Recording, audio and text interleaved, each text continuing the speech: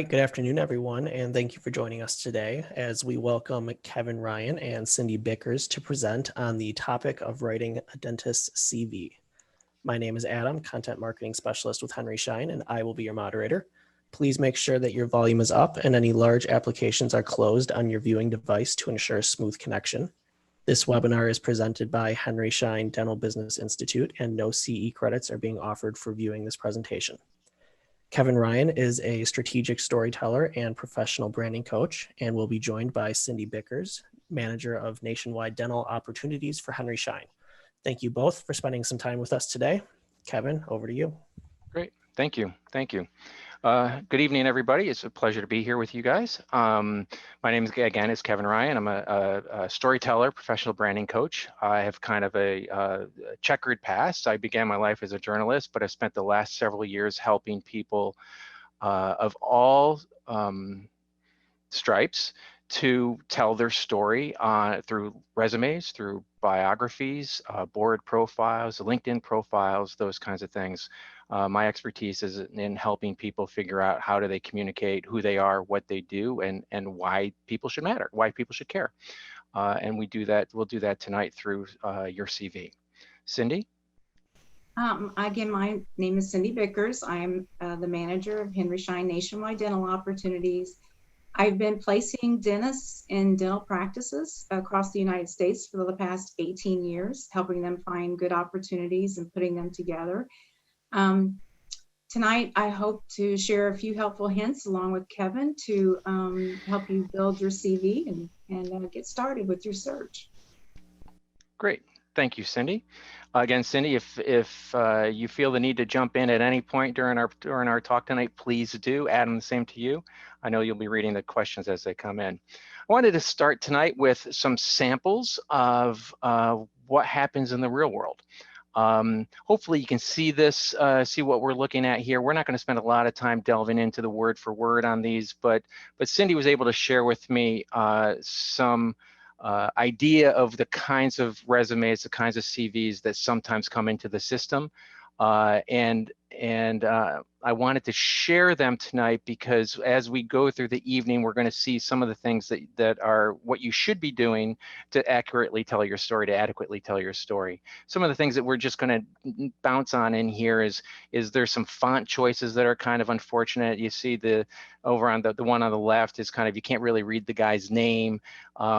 He's mentioned that it's a CV on the top of the page. We kind of know that already.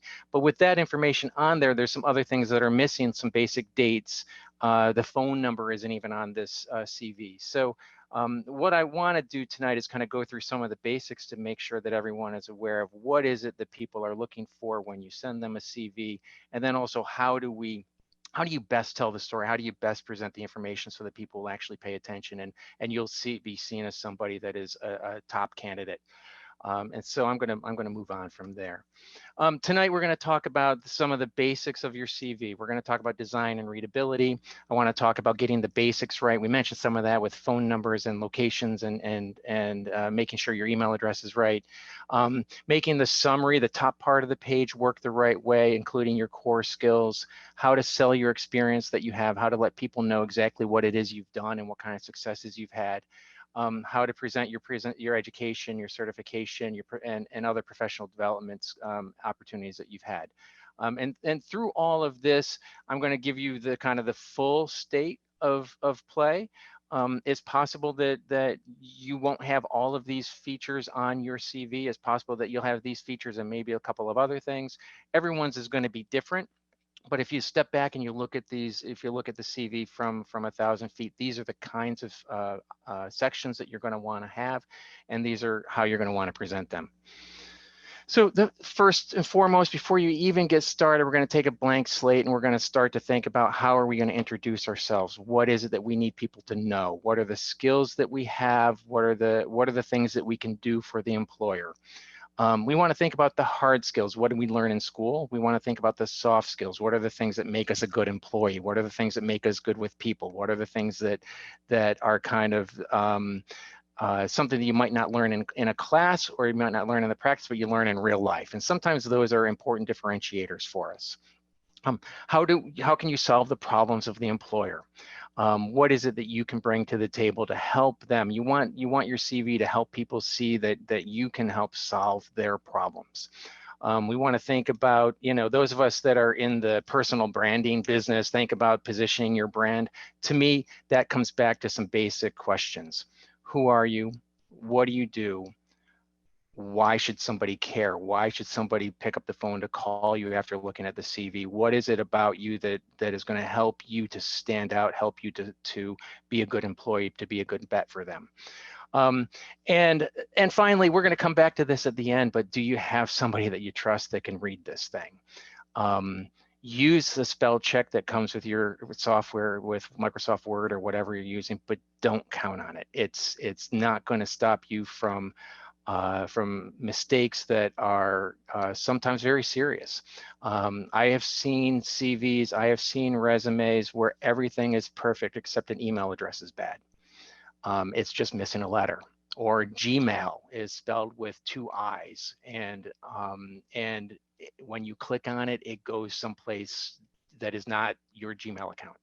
And if that were to happen, then it's potential that the person that is clicking on it isn't going to figure it out. They've sent you an email responding to your CV, and they never hear from you because it goes to a non-existent email address. So it's sometimes the biggest words on the page, or the most important data on the page, that is where the problems are, because what happens is we are so accustomed to seeing it, or we've looked at it so many times, or we've never made that mistake before, that we kind of scan over it. So I always say, print it out, give it to somebody, have them get a pen out and circle the things that are confusing to them, or circle the things that don't look right. Actually click on things that are clickable, whether that's a URL, or whether that's a Gmail, whether that's an email link, or whether it's a link to a social media site or something. Actually click on it to make sure it goes where you think it's going to, because I've seen all kinds of crazy things happen. So first, let's think about design and readability. The internet is great because it gives us all kinds of templates, all kinds of tools that will help us to build a resume. Sometimes those tools are going to give us special designs. Sometimes they're going to give us creative fonts. Sometimes they're going to give us bar charts and pie charts and pie graphs and temperature gauges and all those kinds of things to monitor your skills. My experience is that doesn't really convey the information that you need it to convey. We're thinking about readability and access to the information.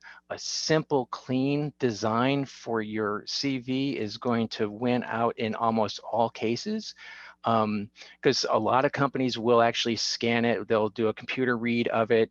Sometimes they'll convert it to a different format. And if we're talking about things that are all over the place, then things don't line up the right way, and it can actually be confusing. Think about easy to read fonts. Basic, clean, modern fonts. I like Calibri. That's what's bold-faced here in the third bullet. Other popular fonts that people use, Garamond or Times New Roman. That's a classic. You can't really go wrong with like an Arial or something like that. But if you start to get into really fancy fonts or artistic fonts, you're just going to run the opportunity that when a computer's scanning it or reading it, it's not going to read it the right way, or actually the person reading it isn't going to be able to read it the right way. People review resumes all kinds of ways. I've seen people that actually, they never read it on the screen, they only print it out. And sometimes when you convert something to a PDF and then somebody else downloads it, and by the time they print it, it's shrunk down 3 or 4 times, and some of those specialty fonts, especially the ones that are cursive and with serifs and things, they're just hard to read at that point. Standard size fonts. It doesn't say it here, but standard size font. You can't go wrong with like a 10.5 or an 11-point font, depending on what font you're using. You don't have to go too big. You don't want to go too small that is hard for people to read. Consider clean section headers, bullets, capitalization to break things up. A lot of white space, both on the margins, but also between sections. Make sure that as people scan it, they can kind of tell where it is they're going to find the information they're looking for. You might have a CV that has the education at the very top because you're young and you don't have that much experience and you want to highlight the education that you have. But you might send a CV to somebody who really, they only care about where you went to school. So you want to make sure that the education piece is highlighted, that people know where it is on the document so that they can find it quickly. And that's where those headers are going to come into play. And we'll have some samples at the end that are going to help you to kind of figure out how to do that. When you're writing, try short, action-oriented sentences, particularly in the bullets. Try to think of things as short and easy to read. It's okay if you have 3 or 4 things in a row, but if you make them all one long sentence where people have to take a deep breath in the middle, you start to lose people. The other thing I think about in terms of the writing and the approach is the keyword focus. A lot of us have heard that we need to have keywords in our CVs, in our resumes, and that is actually true. But you don't want it to be keyword, keyword, keyword, keyword, keyword, keyword, keyword, breath, keyword, keyword, keyword, right? You want to space those keywords out in your sentences. You want to create lists of those keywords. When we talk about the skills, we'll do that in a little bit. You don't want to, you want this thing to be readable by a person in addition to the machines. Top of the page, easy stuff. We should all get this right. Include your full name and your credentials. I like to include the full name, at least the first name, the middle initial, and the last name. I think it helps to differentiate people. My name's Kevin Ryan. My name's Kevin S. Ryan. If you go to LinkedIn, there's like 1,800 people named Kevin Ryan on LinkedIn. So I like to put the S on pretty much everything. Of those 1,800 people named Kevin Ryan on LinkedIn, there's only one on LinkedIn that actually says Kevin S. Ryan. So that's a differentiator for me. That helps me to stand out from the other people when they don't know exactly how to find me. All you need on your CV these days, city and state. You don't need city and state. You don't need your street address. People are very concerned about privacy and those kinds of issues. You don't need to give the street address on your CV these days. If the company is interested in hiring you, there's a different way for you to get that to them. Phone number is probably your cell phone. You don't need to put a cell phone and a different number. Give them one phone number to call, but make sure it's a number that you're actually going to use. Don't forget to turn on your voicemail. Don't forget to update your outgoing message. Make sure that it's not the one that Verizon gives you at the beat when you first charged your phone. Make sure it's that you identify yourself and that you have a professional sounding outgoing message. Same thing with email address. Most everybody's using Gmail these days. If you're using some other provider, that's totally fine. If you're using your internet provider, that's totally fine. But make sure that the first part of that email address is professional. Make sure it's built upon your name, that it doesn't include things like the year of your birth or your age or those kind of identifying features. You want it to be pretty simple and straightforward. Now, social media. Useful for your CV if in fact it's going to help you. And by that I mean, if you have a LinkedIn profile, by all means, put your LinkedIn profile link on your CV. I usually put it right at the very top up with the email address and the phone number. If you have a LinkedIn account and you haven't really used it, I'd probably hold off on it at this point until you have something there that's actually worth showing. If you have a LinkedIn profile and it's got good content on you, but you haven't spent any time networking there, it's the debatable fact, I think, whether you include it or not. Basically, people will look at it to validate who you are and what kind of experience you have and kind of see how plugged in you are.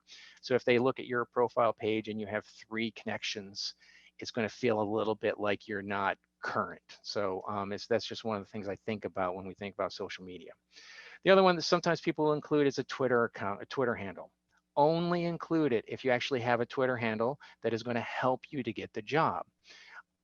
Employers will look at social media for you no matter what, whether you give them these URLs or not. But if you're going to point it out to them, you definitely want to make sure that what is out there about you is professional. Now, what am I saying about Twitter? If you tweet about dentistry, if you tweet about trends in the industry, if you tweet about things that are about what you do for a living, well then yeah, that might be something that you want to include on that Twitter, in the contact information on the CV, because people can get a sense of kind of how plugged in you are, what you say in public, what kind of reputation you have, how smart you are, how you deal with other people. And that could help. It's probably not the deciding factor, but if you have a reputation there, it is sometimes useful to include it. If all it talks about is what you did over the weekend, definitely don't include it. And also definitely think about cleaning it up, because people will look to see if there's questions about you that they want to ask.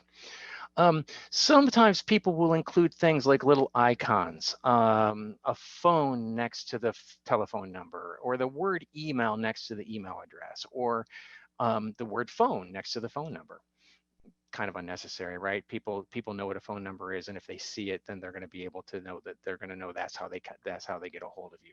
Priority setting, I typically think about the location, city, state, move into the phone number, move into the email address, and then typically LinkedIn, if LinkedIn is a thing that you use.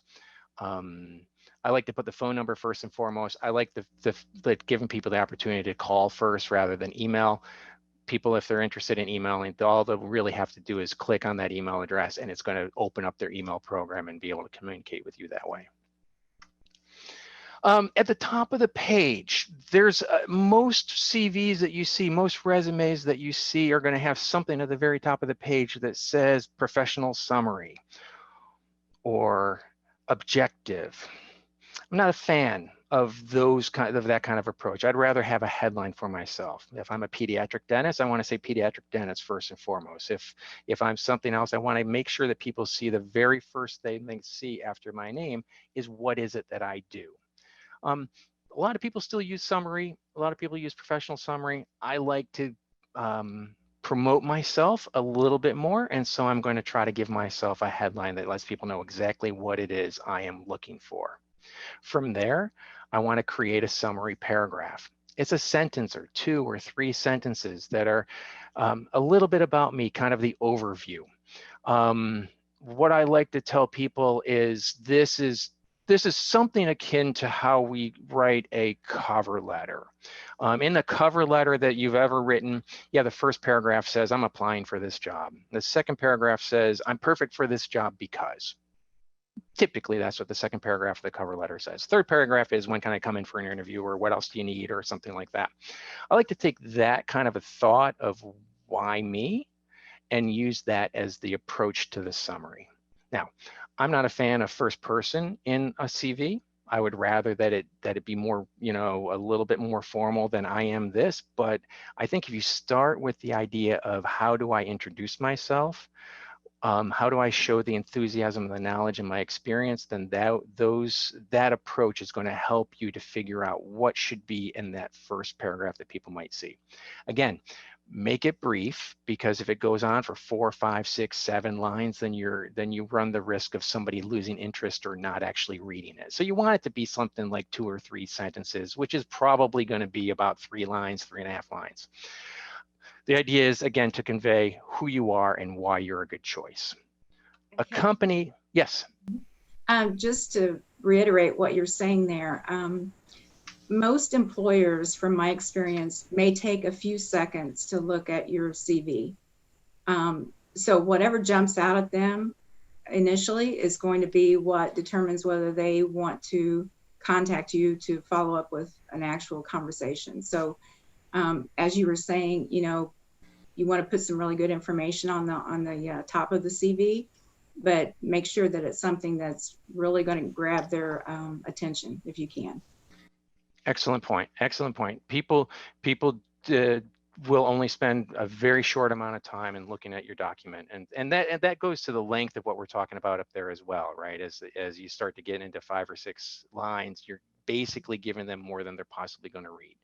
So it's big picture stuff, and it is about, you want your overall knowledge to come through there. You want your overall interest and enthusiasm to come through there. And you want them to kind of get the sense that you have what it takes to fill the job that they have. With that, many of the CVs that I work on then will also have a core skills kind of section. What this is think about this as your keywords. These are the most relevant, most valuable skills that you have, the most important stuff. A key about this is to think about the things that show up in the job listings that you're applying for. you will start to see some trends on the kinds of knowledge that universally the employers are looking for. And if you start to match your skills to those keywords, then you're going to be a better match. You're going to be seen as a better match. Again, only include the things that you actually do excel at. I think this should be a list of, maybe half a dozen, 6 to 8, maybe skills that are really the most important pieces for you. That's not to say that that's all you do, but it is to say these are typically the deciding factors. The people that are being interviewed need to have this set of skills. And again, in here, you're going to mention it. It's going to come back as you start to show the jobs that you've had, as you start to talk about your experience. Some of those keywords are going to come back because those are the skills that that's the work that you've done. But if you can consolidate that into a short list, then it is sometimes very helpful for you. Then we get into the experience. Now, I'm going to talk first about experience and then about education, but on your CV, you might do experience first and then education, or you might do education first and then experience. It's going to depend on what is going to be more important. If you have a bunch of experience, then your experience is typically going to come ahead of your education. But if you're just starting out, then your education is probably going to come first. In the deck here, we have started with experience, so I'm going to talk about that a little bit. List your relevant jobs in reverse chronological order. Okay, that's pretty straightforward. This is not a functional resume where you might group all of one kind of job together and a different kind of job someplace else. Basically, in this area, what you're going to do is what I've done most recently or what I'm doing now, and then go backwards in time. You want to make sure that you give the full information. So you want the full and correct name of the company or the practice that you work for. You want to give your precise job title. You're going to talk about where it was, city and state. You're going to talk about the dates. When did you work there? When did you start? And when did you finish? Include a brief intro that then describes the practice or describes both the practice and your role in the practice. Think about the reporting structure if that's relevant. If you had special responsibilities, you can include those kinds of things. Think about the bullets that demonstrate your success. So what I'm talking about there is you're going to list for the most recent opportunity, you're going to list maybe 3, 4, 5 specific examples of the things that you did. Now, that might just be job description kind of stuff, but they're going to be better if it's job description kind of stuff with some analysis, some assessment of what that meant for the business. If you have numbers, include the numbers. If you have information about the impact of your work, include information about the impact of your work. I wouldn't get too long on these. Again, you want them to be scannable. You want them to be readable. But if you can give some context around what your work meant for the business or what your work meant for the patients, then it's going to have a little bit more life and a little bit more interesting for people who are reading it. More bullets for recent roles, fewer bullets for older roles. And then think about the other things that you've done, other places that you've made money. Now, summer jobs probably don't belong here anymore. If you stock grocery shelves, they probably don't belong. But if you had a period of your life when you did something very interesting, or you had a different kind of work that is somewhat related to dentistry, or something that is that would be a talking point, sometimes you can include that as just kind of a blanket little thing at the bottom of your experience that says, I've also worked as, an astronaut or whatever it is, right? And so it gives people just something a little bit more of a dimension about you, and gives them potentially something that they want to talk about. People like to have these conversation starters. Again, if it's the classic, summer jobs, put yourself through school jobs that we've all had, probably not relevant on your professional CV. Education. When you're talking about your education, of course, we're going to talk about the school that you went to. We're going to give the full name. We're going to give the location. We're going to give the degree. You want to give the year. You're going to sort these pretty much in reverse chronological order, which is going to give your higher degrees on the top and your lower degrees down below. Think about including any kind of special awards that you got during that period of time, or special programs that you participated in. If there was any work that you did during that time that was attached to the school, you might list it here. If you have post-dental training, this is a place that you start to include it. on your CV, either with your or adjacent to your education, include your licensure. So including license numbers and the states that you're licensed, any certificates that you have that are relevant to the field. In this area, you have a judgment call in terms of, do you go by what is the most important certification that you have or what is the most recent? But basically, you want to create a structure there that's going to help people understand what it is they're looking at, and you don't want them to miss it. And so, Kevin, one thing I might say about this is, as far as certificates, if you are IV sedation credentialed or Medicaid credentialed, sometimes that's a good thing to include along with your license and your post-dental training. Another thing you might want to list is the boards that you've taken, because people know if they're in the state that accepts that board, then you will have no problem. You shouldn't have any problem getting a license. Excellent points. Excellent points. And you'd include most of that stuff in that education/certification or as a separate area, depending on how it best fits in. Great. Okay, so yeah, this is carrying right along. CE courses, conferences, and workshops are sometimes relevant, especially if you were a panelist or a participant. Publish articles or papers properly cited, awards that you might have received, and some description of them if that is in fact necessary, if there's a doubt or question about whether they'd be known. Professional associations or memberships that you belong to, including the dates. If you have any teaching experience, if you have any other related activities that will help bolster your credentials, definitely include those. Each section that we're talking about here, all of these things may group into one kind of professional development or one kind of extras area, or depending on how much they are, they might be a section on your CV all by themselves. If you're somebody that has published a lot, then you might actually just have a published works section on your CV, and you're going to list maybe not all of them, but the most prominent of them. So if you have dozens of them, well, you probably don't need that on your regular CV. What people do in those cases is they might have a separate document that they create that has everything listed on it. That way, if somebody wants it, if they need it, then it's available to them. But typically, you don't need to include every piece of information here. You want to create something that's going to show at a very high level, the best of what you've done. So that means sorted with the most impressive first in most cases. If it's a list of awards and they're all kind of equal, then definitely default to something like the reverse chronological order for something like that. Now, one of the most, Cindy, did you have something to say? Yeah, I'm sorry. Go ahead. Yeah. Before we move on, I just wanted to mention something about the CE courses. I know that there are dentists out there. There are some of you that take a lot of CE, which is wonderful for your profession and for you as your career develops. But there's really not a need to put every CE course that you've ever taken, especially if you've been out there for a while and you've taken quite a few. It can turn into several pages on a CV.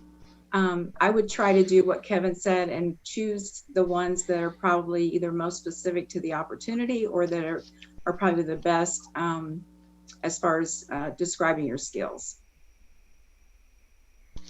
Excellent, excellent. Yeah, I think I never tell people that there's a standard length for their CV, because I think that you want to include the information that is important and that helps you get the job, and not a word more and not a word less. But that typically means that most people are running about 2 pages, maybe 3 pages, or as simple as a page if you're just starting out. But the first CV that you're going to send to somebody does not typically need to be 5 pages long or 6 pages long. If you have that much information, I would gather that kind of the extra stuff together, and again, keep it as a separate document that you can give to people if they need it, or if they're interested. But you want to pick the best stuff that's going to help to sell you the most, and brevity is really important. Now, once you have everything done, one of the most important things you have to do is stop and read it and reread it and proofread it. And as I said before, you print it out and you sit it outside with a cup of coffee and you read it again on paper. Sometimes I like to tell people that what they should do is finish their CV. And if they have the luxury of time, which hopefully you do, you put it away for 3 or 4 days and then you come back and you read it again. Because there is no shortage of mistakes that can creep in. There's no shortage of misunderstandings that can creep in. There's no shortage of bad word choice that can creep in.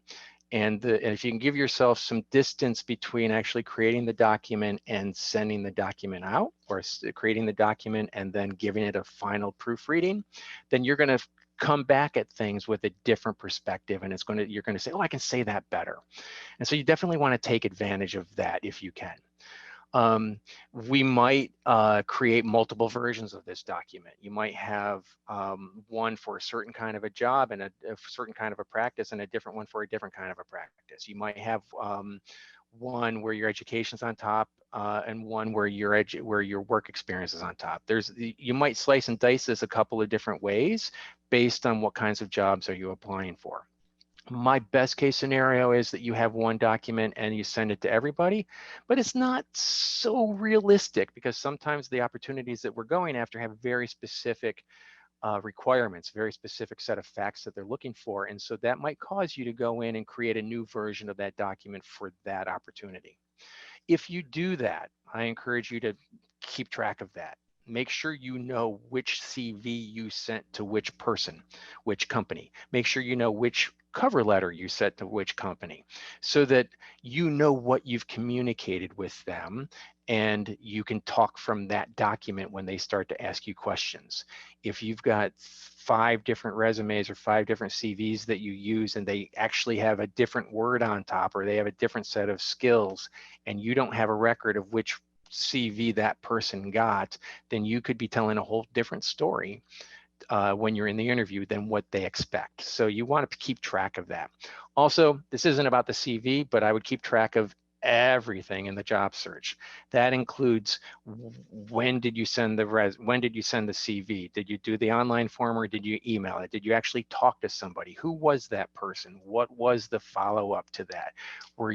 Did they ask you to give them 2 weeks before you reach back out? Did you put that on your calendar so you know to reach back out? Make sure that you keep track of all of the people that you've spoken to, and then also, kind of pay attention to where, if you're starting to get phone calls, to where those numbers are calling from, right? If you're like me, you don't answer phone numbers that you don't know. But if you have resumes in the field, if you have opportunities that you're in the middle of working toward, well, those phone numbers might come from those calls might come from blocked numbers, or from 800 numbers, or from different kinds of places. And so you want to pay attention, make sure that you're actually receiving the phone calls that you hope to get. After you've proofread, after you've studied the document to make sure that you know that the details are right, I would give it to somebody that I know who can read it for me. It's really important to have somebody else take a look at what you've said, because they might interpret your words differently than what you intended. They might not understand something. It might be confusing to them. So I always like to have at least somebody else read a CV before we put it into the field. And then the other thing that happens, and Cindy, this is something that happened to you and me today when we were sharing some documents back and forth, when I had a sample CV that I had worked on, and it broke very nicely between 2 sections. But when I sent it to Cindy, it collapsed down into the page break was different. Well, that's because Microsoft Word in the year 2020 will read a document differently on my screen than it does on Cindy's screen. And it will read a document differently on an iPad than it does on a PC. And it'll read a document differently in an old version of Word than it does in a new version of Word. So I recommend converting everything to PDF before you send it to somebody. When you convert it to PDF, and that's typically, in Word, it's a file, save as, and you move down to PDF. But if you save it to PDF, then you've locked in the formatting, you've locked in the page breaks, you've prevented accidental editing, and so you know that what you're sending to the person is what they actually do receive and what they actually are looking at. So I really think those are, it's important to think after we've put all the effort into the words and after we put all the effort into the structure, that there are some things that we can do just to make sure that we protect it now that it's done and that we're putting our best foot forward by proofreading. So I think, Cindy, where we are is that we have been going back and forth on some samples. Cindy sees a lot of dental resumes, and she sees some that come in like at the very beginning where people were missing dates and they didn't have their phone number and they didn't have basic information. And then she sees some that are actually positioned much better and are easier to read and have more complete information. What we're showing you tonight is nobody's CV. We're not, we're not releasing anybody's private information here, but what we're doing is trying to say, okay, from the kinds of stuff that we see, what works and what doesn't work. So Cindy, I'm going to turn this to you if it's okay, and you can talk through this. We have the 2 slides of good candidates, Amanda, good candidate, and you can talk about the kinds of things that resonated with you as you saw this kind of a resume CV come in. Okay, sure. One thing that I want to mention is when you write your objective, please try to keep in mind that this person doesn't know you. So write it from that perspective. So, write it to them so that they can better understand a little bit about who you are. One thing about this that I think is really important is that the name of the person, this made up person has even gone so far as to put their name, their phone number, and their email address on the top of all pages. And the reason for that, I suggest, is because if you're a person that's going through several CVs trying to decide who it is that you want to interview, if they are somehow shuffled up, things are misplaced, if you don't have any identification on any page other than your first page, then there's a chance that one of those pages could be missed. And you don't want that. You want to make sure that they get to see the whole entire document. And like Kevin said, one thing about the CV, everything's listed. Everything's in chronological order. All the information's here that's relevant to any education, any experience. I mean, the formatting's good. The spelling's perfect. It's just a really good CV with everything that's included. Great. We'll move on. Sure. Good. Okay. Here is another really good CV. It's in a different format, but the same basic idea. One thing that I would mention to you is that you want to customize your CV to every opportunity, just like Kevin said earlier. Make sure that they say here professional profile, but your summary or your objective, make sure that it matches what the opportunity is, how you can help them, what you're going to do for them. That's what practices are looking for. It's all about what you can do to help them. And all the information again is correct. It's perfect. The spelling, this is just what you need, is something like this. Great. One of the things that I like about these is that there's a little bit of color, there's a little bit of pizzazz to it, right? It's not just a simple document. Right. But it doesn't at the same time have, all those other bells and whistles that sometimes people kind of layer into the document. There's no icons of phones, there's no charts and graphs and those kinds of things. When I go ahead, Cindy. Which leads me to one thing that we see a lot of now are photos on CVs. And if you want to put a photo on your CV, that's perfectly fine. That's totally up to you. The one thing I would suggest to make sure it's a professional photo, that it's been taken professionally. It's not, something that you did a selfie or whatever and put it on your CV. Just make sure it's a good quality photograph.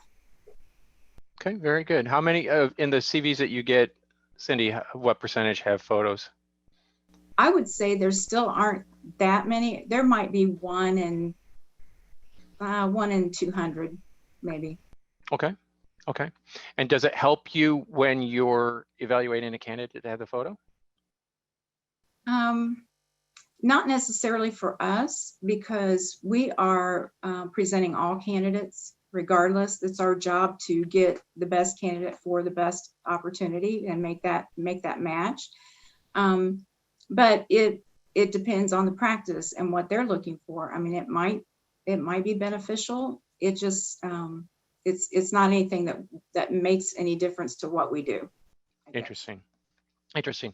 So my personal preference is not to include it on the CV, but if somebody were to create a bio or something, they might put it there. If you are somebody that does LinkedIn, then I would recommend that you definitely have the photo on LinkedIn. And so, you know, I think that is one of the things that actually makes your LinkedIn profile more visible to other people. The stat is something like 21 times more often or something if you have a photo than if you don't have a photo, people will look at you. I know this isn't a LinkedIn seminar, but you know, if we're thinking about how do you become visible to people, one of the things you might do is a LinkedIn profile. Okay, Cindy, I had another question actually while you and I are talking. What is your perspective on first person versus a more reserved voice? You know, I'm a dentist versus, you know, just dentist with. Do you have a perspective on that? Well, we see it both ways. I personally don't think that the first person makes that much difference if you write it that way. I mean, they know that your CV is coming from you. It's not written by someone else about you. So I don't feel like that's, you know, a negative, you know, for any reason. One thing I did notice too, Kevin, as we were looking at this, it looks like it may have been cut off, but normally there's something about references at the bottom. Most people just put references, you know, upon request or submitted upon request. You can put references on there if you'd like to. What I suggest if you do put references is only share people's names. If you want to share any contact information, I would hold that until an interview. You just don't want every person that gets your CV to contact a reference unless, you know, it's something that you're really anticipating you might be interested in. Interesting. Yeah, I typically on CVs that I work on, typically don't include the line that says available on request, just because it's I feel like it's kind of assumed that you should have references, right? So I would say it's one of those things that it certainly doesn't hurt to have it. But if you're at that point where you have 2 pages and 4 lines on the next page, well, that might be expendable. So I would think about it that way. So good. So I had one more version here, and this is basically the same person. And what I did with this is I took just a more simple vanilla spin at even the design and the formatting. And I wanted to include it tonight just because it does show that you don't need to go to all the bells and whistles. You don't need to you know, do fancy designs. This is a pretty vanilla kind of template for a CV, but you can still see the person's name. You can still see the contact information very clearly. As you see, I've done a headline here, so it says dentist. That seems a little generic to me. You might try to figure out if there's a way to expand upon that thought a little bit, if you have a specialty or whatever, but just for calling it out, I wanted to use it there. And then each of the sections that we've included, both the experience and the continuing ed or the research, the education, it's all very easy to see, and it's all just very clean. This is the Calibri font that we talked about at the beginning. What I've done in this one is I've actually, you know, written some of the language or given some insight in here about how I would recommend that you start to think about some of the content. So if we're looking at where it says, you know, in the professional experience, and it says dental director, include a brief description of your role with some of the information about the practice itself, how big it is, who it serves, specialties, et cetera. You might talk about the breadth of the services you provide or the number of patients you see, include things that would help to paint the picture for the reader. When you do that, it gives the person a little bit more sense of kind of where you fit into the organization, how busy was the practice, what kind of experience did you get there. All of that stuff could be interesting to them, and it would provide talking points in the interview. Same thought with the bullets that we talked about before, which is using bullets that are short and succinct, but are action oriented. Try to be specific, but brief. Present tense for jobs that are ongoing and past tense for jobs that happened in the past. And that's pretty straightforward. And so those are the kinds of thoughts that I think about when I look at a CV like this. So I think, Cindy, I think that was the end of our prepared remarks. So I think Adam and Cindy, unless you have something else to share at this point, I think we turn it to Adam for questions. Oh, sure. All right, thank you both. We do have some questions, so let's dive right in. The first question was, when you were talking about reporting structure, what exactly do you mean by reporting structure? Good question. It may or may not be relevant for you, but in reporting structure, what I'm thinking about there is if you were, you know, if you could say which position was it that you reported to? Was it the, you know, what was the job of the person that was your supervisor? Not totally essential, but sometimes sometimes that will convey some information about where you stood in the organization or what your role was like. If you had people that reported to you, if you were a supervisor of any capacity, then you might also say that you supervise a certain number of people, you supervise certain kinds of people, meaning what jobs do they have or whatnot. May or may not be relevant for you. It's typically not as relevant when you're starting out than you are later on, but you never know. And so I like to mention it because sometimes that does help people to kind of figure out where you fit into an organization. I don't think you need to include names of those people. I'm more thinking about what was the position of your supervisor. At one point early on, when you were describing the basics of a CV or basic information to include, we got a comment that said it sounds like you're describing a resume more so than a CV. We also got a question that says, is there a difference between a CV and a resume? So a CV is going to be, it's typically a little bit more expanded.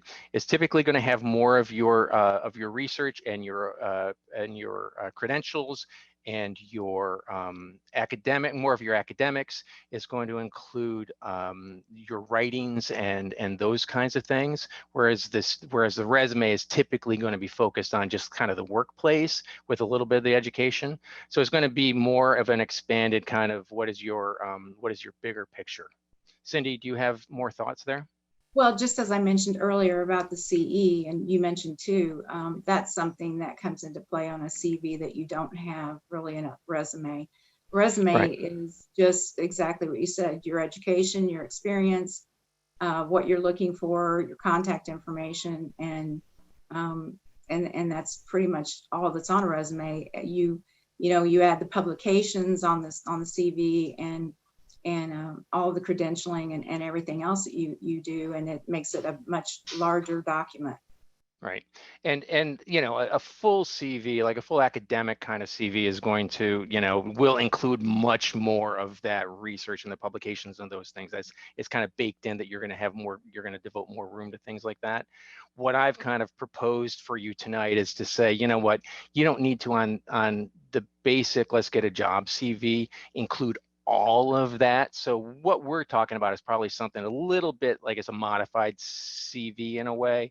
And I actually do think from all the work that I do, the line between the two has blurred over time. That there are a lot of what I would call classic resumes that I see that also have some of the same features that we classically think of from a CV. So what I think we want to do in this instance is present the information that is going to help position you the best. Make sure that we include the things that you've done, the things that help you to stand out, the skills that you have, so that people can get the picture of who you are and can be enticed to reach out to you. Great. And follow up to that, so how many pages would you recommend for a CV versus how many pages for a resume? So I think that my impression of that is going to be that most of them these days, depending on how much you have to talk about, right, and how much experience you have, and kind of where you are in your career. If you're relatively young in your career, you're probably talking about that 2 to 3 pages. 1 to 2 pages if you're really just starting out. If you are applying for kind of, I would say that if you're applying for more of an academic position and you actually have 4 or 5 pages of quality stuff to talk about, meaning you're listing all of your media, and you're listing all of your papers, and you're listing all of your research, and listing all of the things, all of the associations and memberships and things like that you belong to, you may get to a 4 or 5 pages. But typically we're thinking for those, you're thinking about more of an academic kind of approach than somebody getting a job in a practice would be my guess. Cindy, you might have a different perspective on that, but that would be my take on it. No, I mean, I agree with you totally. A resume, from what I see, is more of almost always a 1-page document. Maybe sometimes it stretches out to 2 pages. Just a normal resume very rarely goes beyond 3 pages or more. I mean, so it is definitely, when you get into a CV, it's going to have enough information, or it should have enough information, that you're going to start at probably the 2-page and go to 3, or like Kevin said, into even maybe 4 or 5 pages. Let's see what else. What are some suggestions of keywords? Wow, that's interesting. Cindy, help me out with that one. What action words do you see? Well, you said keywords. I jumped immediately to action words, but the question is actually keywords. I think from my perspective, if you have any specialty, I would make sure to put that on there as many places as you can. If you, for example, say you place implants, I would make sure that implant is listed in your CV. If you do a lot of endo, or you enjoy endo, I would make sure that that's listed in your CV. So it basically, anything that, like Kevin said earlier, anything that's really going to describe you and your skills, those are key words for you. So if you have that mentioned, maybe in that summary section, if you have it in your keyword list, that core skills list, right? And then if you then also have it buried within a bullet that is some position that you had, or some research that you did, or something like that, having that word show up a few times is definitely helpful for any of those, places that might be doing machine reading of your document. So or people reading of your document, frankly, right? Because people will sometimes, people read these documents in different ways. Some people will never read the intro because it's just going to be all fluff, right? And they go straight to the work experience, or they go right to the education, or they go right to what certification do they have, or whatever. And so if the keyword only appears in the piece that somebody wasn't going to read in the first place, well, then they might not know that you have it. So I strategically place things throughout a document. I don't like to repeat a lot of things, but core skills are definitely things that you want to think about. Since you mentioned them, what are some examples of action words? Oh, well, so if we go backwards, I'm hoping that I included some in the samples, and I'm looking that maybe I didn't, but when I'm thinking action words, I'm thinking about you perform things, you examine things, you Cindy, help me out. In this one, we're describing the current responsibilities in one of these items, and so I'm thinking there that the describe is the action word, right? If one of your strengths is patient interactions, or instructing, oral hygiene or something like that, then you might go with that kind of, like, the instruct might be the action word that we're talking about, or interfaces with the patients. I'm not a big fan of interface, but that that might be one of the ways that you talk about what did you do, right? You might just say patient interaction, but you might also come at it saying, you know, exceptional strength in dealing with patients, interacting with patients who are, you know, concerned about X, Y, or Z, or who are having trouble with something, or who are nervous about this, or, you know, there might be a way for you to talk about how do you do that work. And when you put that verb in front of it is really what I'm talking about. And one thing I would mention that I know is very, very important in dentistry is communication. If you can mention in there anything about your communication skills, something that you've done where you've communicated with people, or you know, presentations, you know, that you've actually, you know, communicated through a presentation, that's a big word. That's a big action word for dentistry. Very good. Should I include memberships in study groups on my CVs? Do you want me to answer that? Yeah, yeah. Memberships are good. You know, obviously, if you belong to the ADA or, you know, your state dental association, those are all good. You know, that's all good information to share. If you know, you belong to some sort of society, that's good information. Study clubs, study groups, I don't think is so important. I think a lot of people, a lot of dentists do that.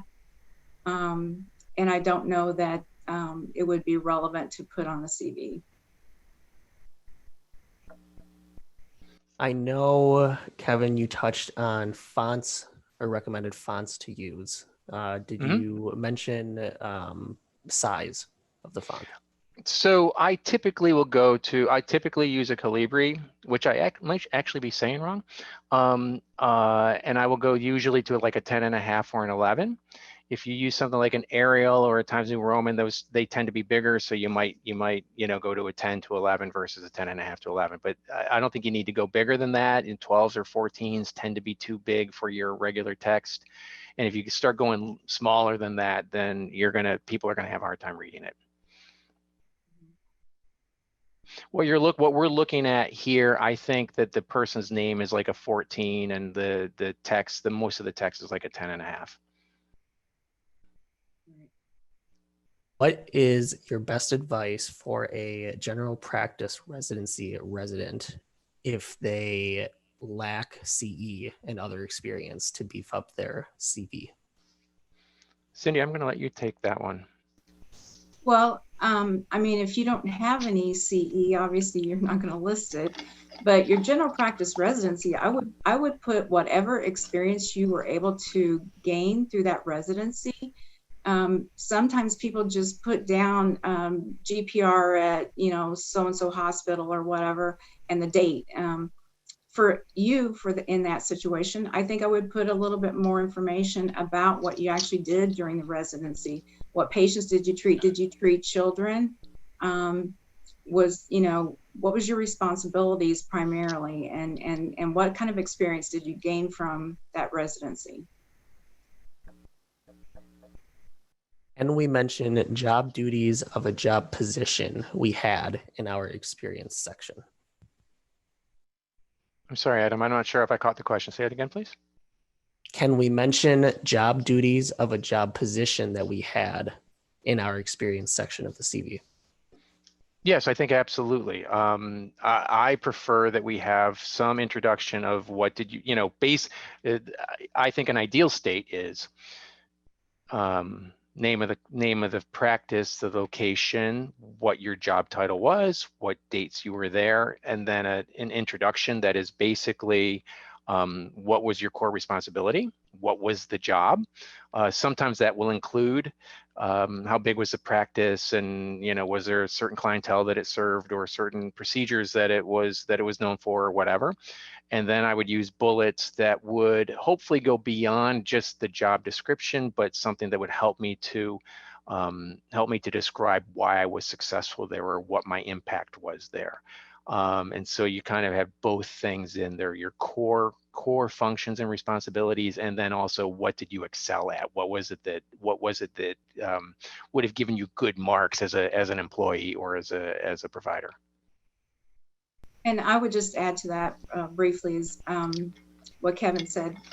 If you can quantify any results of you coming into that practice. So basically, if they were treating, say, 1,000 patients when you began in the practice, and you were able to help them grow the business and the practice to seeing or treating 2,000 patients, anything like that is good information to share.